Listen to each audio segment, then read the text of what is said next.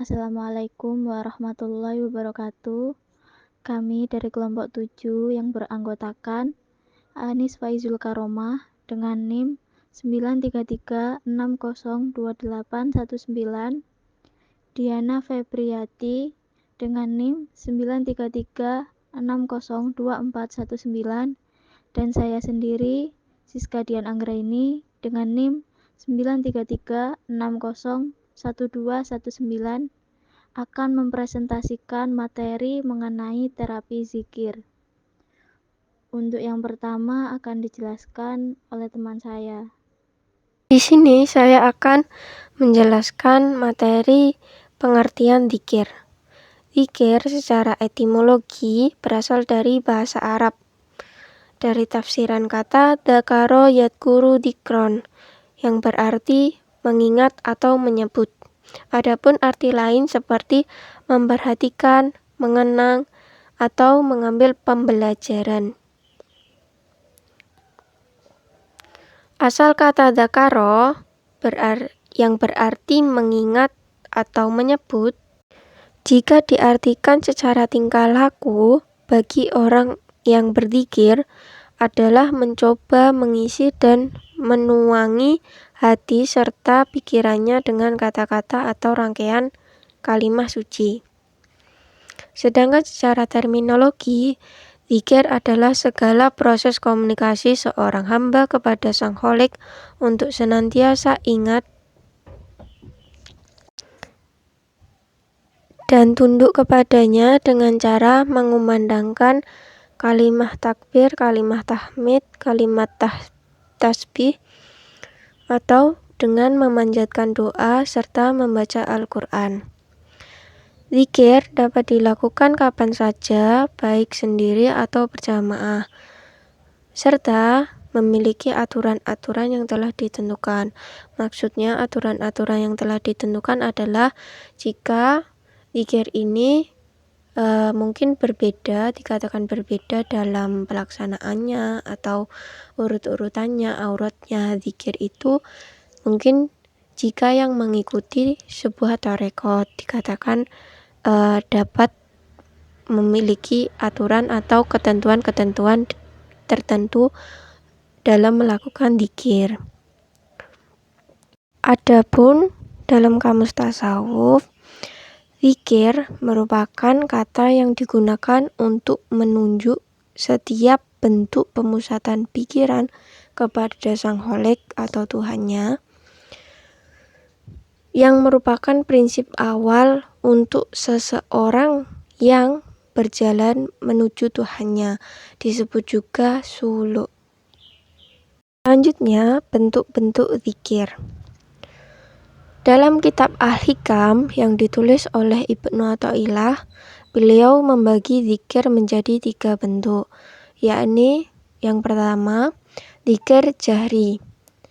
Ialah sesuatu perbuatan mengingat Allah Subhanahu wa Ta'ala atau berzikir dalam bentuk ucapan lisan yang mengandung arti pujian, rasa syukur, dan doa kepada Allah Subhanahu wa Ta'ala, yang lebih menampakkan suara yang jelas untuk menuntun gerakan hati. Dzikir ini diberlakukan atau biasanya dilakukan oleh orang-orang awam. Dalam prakteknya, tujuan dzikir ini bertujuan untuk mendorong agar hati orang yang berzikir menyertai ucapan lisannya, jadi bersamaan gitu loh, antara pikiran dan lisannya itu bisa berzikir secara bersamaan. Itu yang dimaksud mendorong di sini. Yang kedua, dzikir khafi. Dzikir yang dilakukan secara khusyuk oleh ingatan dan hati, baik disertai dzikir lisan ataupun tidak. Orang yang berzikir khafi ini adalah orang yang sudah mampu melakukan dzikir seperti atau gambarannya seorang tersebut merasa dalam hatinya senantiasa memiliki hubungan dengan Allah Subhanahu wa Ta'ala. Ia selalu merasakan kehadiran Allah Subhanahu wa Ta'ala kapanpun dan dimanapun, dan dia selalu merasa setiap perilakunya memang benar adanya pengawasan dari Allah Subhanahu wa Ta'ala. Yang ketiga, zikir hakiki adalah zikir yang dilakukan dengan seluruh jiwa raga, baik lahiriah sampai batiniahnya, kapanpun dan dimanapun, dengan memperketat upaya memelihara seluruh jiwa raga dari larangan Allah Subhanahu wa Ta'ala dengan mengerjakan apa saja yang diperintahkannya. Selain itu, tidak ada yang diingat selain Allah Subhanahu wa Ta'ala. Untuk mencapai tingkatan zikir hakiki perlu dijalani latihan.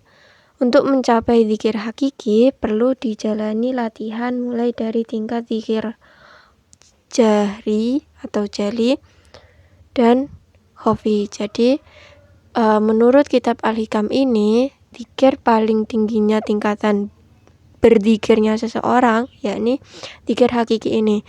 Zikir di mana dia sudah merasakan dirinya tidak lengkap jika tidak berzikir, tidak mengingat Allah Subhanahu wa Ta'ala. Dan pengawasan terhadap dirinya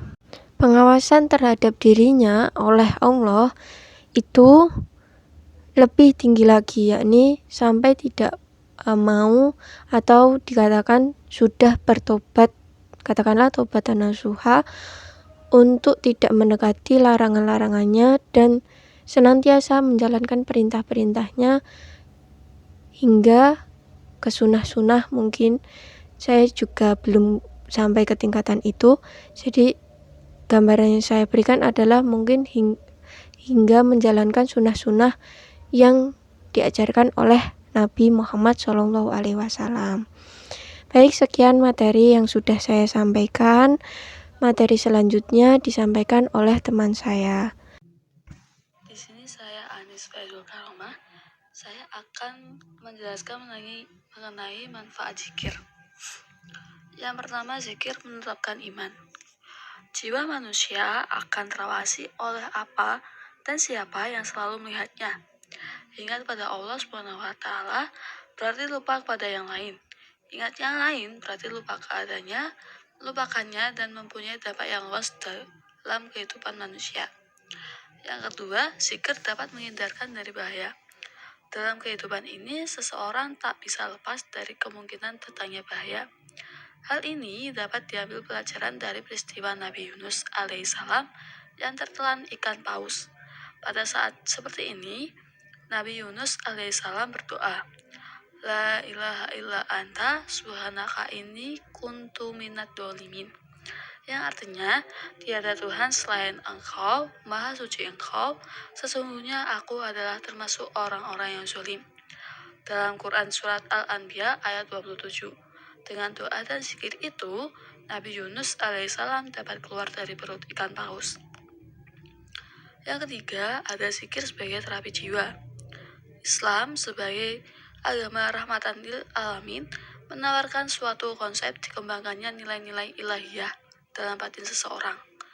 Sholat misalnya, yang di dalamnya terdapat penuh doa dan zikir. Zikir secara fungsional akan mendatangkan manfaat antara lain seperti mendatangkan kebahagiaan, menenteramkan jiwa, obat penyakit hati, dan sebagainya.